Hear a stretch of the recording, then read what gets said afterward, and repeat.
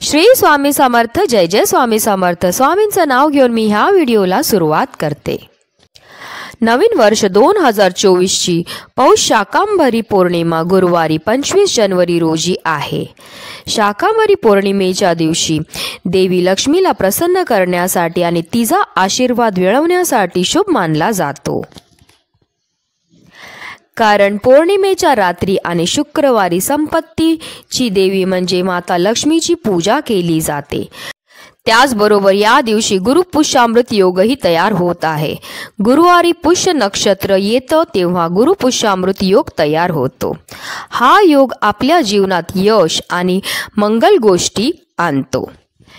या योगात खरेदी करणं, नवीन व्यवसाय सुरू करणं खूप शुभ मानलं जातं. या दिवशी केलेल्या गोष्टींमध्ये निरंतर वाढ होते असं म्हटलं जातं. हिंदू धर्मात पौष पौर्णिमेच्या दिवशी उदय तिथीला स्नान करणे आणि दान करण्याला फारच महत्त्व दिलं आहे. या दिवशी सूर्यदेवासह चंद्रदेवाचीही पूजा करावी.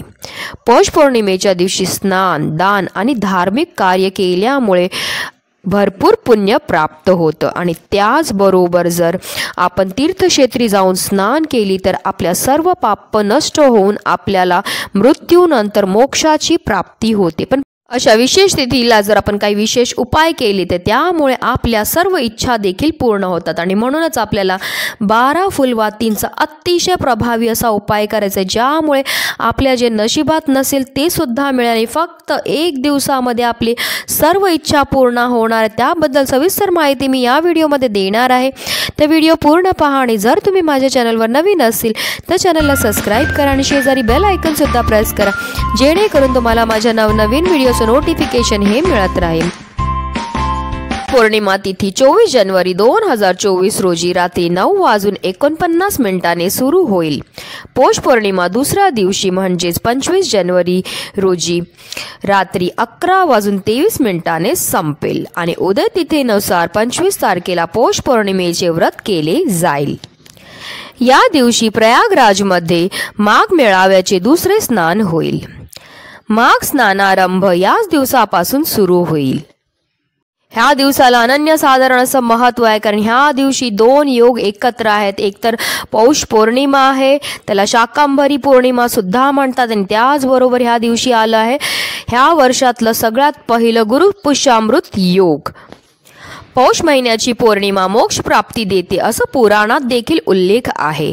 पौष पौर्णिमेला गंगा स्नान केल्याने जीवनामध्ये शुभ फळ मिळते आणि त्याचबरोबर आपल्याकडनं घडलेल्या कळत नकळत पापांपासून सुद्धा आपल्याला मुक्तता मिळते आणि त्याचबरोबर माता लक्ष्मीची आपल्यावर वर्षभर भरभरून अशी कृपा राहते. पौष पौर्णिमेच्या दिवशी सकाळी 8:16 गुरुपुष्यामृत योग तयार होत आहे. गुरुपुष्यामृत योगामध्ये देवी लक्ष्मीसह श्री हरी विष्णूंची विधिविधानपूर्वक आपल्याला पूजा करायची आहे आणि पूजा करताना आपल्याला न चुकता कनकधारा स्तोत्राचं पठण करायचं आहे. असं केल्यामुळे आपल्यावर माता लक्ष्मी आणि श्री हरी विष्णूंची भरभरून असे कृपा आशीर्वाद आपल्याला प्राप्त होतात आणि त्याचबरोबर आपल्याला देवीला खिरीचं नैवेद्य अर्पण करायचं आहे आणि श्री हरी विष्णूंना आपल्याला पिवळी फळं अर्पण करायची आहेत, कारण त्यांना पिवळ्या वस्तू अतिशय प्रिय. त्याचबरोबर आपल्याला पंचामृत, तुळशीची पत्र, गूळ, हरभरा डाळ ह्या वस्तू सुद्धा तुम्ही श्री हरी विष्णूंना अर्पण करू शकता. त्यांच्या प्रिय वस्तू जर आपण त्यांना अर्पण केल्या तर त्यामुळे आपल्या जीवनामध्ये धन, संपत्ती, सुख समृद्धीची कधीही कमतरता होत नाही. आणि अगदी तुमच्यापासून माझ्यापर्यंत प्रत्येक जण खूप स्वप्न पाहतो की आपलं घर असावं, आपली गाडी असावी किंवा कोणाला मोठा व्यवसाय पाहिजे असेल, पण खूप मेहनत करून सुद्धा जर आपला ह्या स्वप्नांना आपण पूर्ण करू शकत नसतील तर हा जो उपाय आहे 12 फुलवातींचा, हा अतिशय प्रभावी असा उपाय तुम्ही नक्की करून बघा. तुम्हाला स्वतः अनुभव येईल आणि तुमच्या सर्व इच्छा ज्या आहेत त्या पूर्ण होणार आहेत. हा उपाय आपल्याला गुरुपुष्यामृत योग सुरू झाल्यावर करायचा आहे. म्हणजे गुरुपुष्यामृत योग जो आहे गुरुवारी सकाळी 8:15 सुरू होणार आहे आणि हा संपूर्ण दिवसभर राहणार आहे. त्याच्यामुळे हा जो उपाय आपण सकाळी 8:15 कधीही करू शकतात. ह्या उपायाकरता आपल्याला चांदीचा एक दिवा लागणार आहे. जर तुमच्याकडे चांदीचा दिवा असेल तर चांदीचा घ्या. जर नसेल तुमच्याकडे चांदीचा दिवा तर तुम्ही स्टीलचा, पितळेचा किंवा मातीची पंती घेतली तरीही चालणार आहे. त्याचबरोबर आपल्याला एक फुलवात लागणार आहे आणि आपल्याला काय करायचं आहे, त्या दिव्यामध्ये ती फुलवात ठेवायची आणि ह्या उपायामध्ये आपल्याला गाईचं शुद्ध तूपच टाकायचं आहे.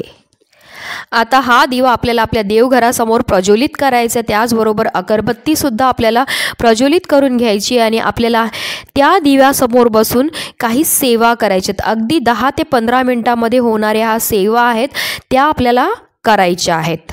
सगळ्यात पहिलं आपल्याला एक वेळा श्री सूक्तमचं पठण करायचं आहे. त्याचबरोबर आपल्याला एक वेळा व्यंकटेश स्तोत्राचं सुद्धा पठण करायचं आहे. 16 वेळा आपल्याला विष्णू गायत्री मंत्र म्हणायचा आहे. 16 वेळा आपल्याला लक्ष्मी गायत्री मंत्र म्हणायचा आहे. त्याचबरोबर आपल्याला 16 वेळा नवार्णव मंत्र देखील म्हणायचा आहे. त्यानंतर आपल्याला 16 वेळा कुबेर मंत्र म्हणायचा आहे, जेणेकरून भगवान कुबेरांची आपल्यावर कृपा होईल. आता ह्या सगळे मंत्र आहेत, हे सगळे स्तोत्र आहेत, हे तुम्हाला कुठे मिळतील? तर जर तुमच्याकडे स्वामींचं नित्य सेवेचं पुस्तक असेल तर त्या पुस्तकामध्ये तुम्हाला हे सर्व स्तोत्र मिळून जातील. आणि काही कारणास्तव जर तुमच्याकडे हे पुस्तक नसेल तर तुम्ही गुगलवर सर्च केलं तर तुम्हाला सहज हे सर्व मंत्र किंवा स्तोत्र जे आहेत ते मिळणार आहेत. त्याचबरोबर आपल्याला एक माळ श्री स्वामी समर्थ जय जय स्वामी समर्थ ह्या मंत्राचा जप करायचा, म्हणजे 108 वेळा जे आपल्याला स्वामींचं नामस्मरण करायचं आहे. तर ही जी सेवा आपण करणार ती एकूण आपल्याला 24 दिवस सेवा ही करायची आहे.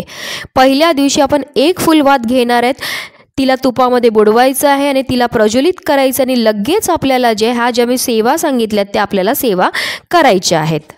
दुसऱ्या दिवशी आपल्याला 2 फुलवाती लागणार आहेत आणि त्या फुलवातींची जी वरची टोकं असतात त्यांना एकत्र करायचं आहे. पुन्हा त्यांना तुपामध्ये बुडवायचं आहे आपल्याला आणि त्या प्रज्वलित केल्यानंतर आपल्याला जी आहे ही सेवा करायची आहे. तिसऱ्या दिवशी 3 फुलवाती लागणार आहेत, चौथ्या दिवशी 4 लागणार आहेत, 5व्या दिवशी 5 लागणार आहेत आणि 12व्या दिवशी आपल्याला 12 फुलवाती एकत्र करून त्या तुपामध्ये बुडवायची आहेत आणि पुन्हा आसनावर बसून आपल्याला ही जी सेवा सांगितली आहे ती करायची आहे. आणि 12व्या दिवसानंतर 13व्या दिवशी जे आहे आपल्याला आणि 12व्या दिवसानंतर जे आहे आपल्याला उतरत्या क्रमाने फुलवाती घ्यायच्यात. म्हणजे 12व्या दिवशी आपण 12 फुलवाती घेतल्यात, मग 13व्या दिवशी आपल्याला 11 फुलवाती घ्यायच्यात, मग 14व्या दिवशी आपल्याला 10 फुलवाती घ्यायच्यात. अशा रीतीने आपल्याला उतरत्या क्रमामध्ये जे आहे आपल्याला फुलवाती ह्या घ्यायच्या आहेत आणि सेवा त्याच रीतीने आपल्याला करायच्या आहेत. अतिशय उच्च कोटीची ही सेवा आहे, नक्की करा. आता महिला म्हटलं की त्याच्यामध्ये पिरियड्स येणं हे नैसर्गिक आहे. जर काही कारणास्तव तुम्हाला ही सेवा सुरू केली आणि मध्येच तुम्हाला पिरियड्स आले तर मग काय करायचं? तर मग जर समजा तुम्ही आता 4 दिवस ही सेवा केली आहे आणि 5व्या दिवशी तुम्हाला पिरियड्स आलेले आहेत, तर तुमचे जे पिरियड्सचे जेवढे दिवस असतात ते सोडून ते झाल्यानंतर जे आहे तुम्ही 4 दिवस सेवा केलेली आहे तर मग तुम्ही त्याच्या पुढची म्हणजे 5व्या दिवसापासून तुमची सेवा जी आहे ती तुम्ही करू शकतात. पण काही कारणास्तव जर सुतक जर तुमच्या घरामध्ये आलं तर ही सेवा तुम्हाला पुन्हा करता येणार नाही.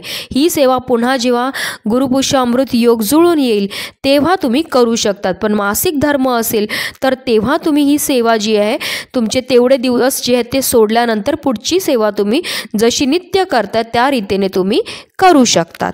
अतिशय उच्च कोटीची ही सेवा आहे. पूर्ण मनोभावे केल्यामुळे जे आहे आपल्या मनातली खूप दिवसापासून कठीणातली कठीण इच्छा देखील पूर्ण होते. हा उपाय जो आहे तुम्ही ह्याला उपाय म्हणू शकतात किंवा ह्याला सेवा म्हणू शकतात. ही सेवा तुम्हाला जी आहे गुरुपुष्य अमृत योगाच्या वेळीस करायची आहे. म्हणजे गुरुपुष्य अमृत योग सकाळी 8:15 वाजता सुरू होणार आहे. तर तुम्ही संपूर्ण दिवसभरामध्ये जेव्हा तुम्हाला शक्य असेल तेव्हा करा.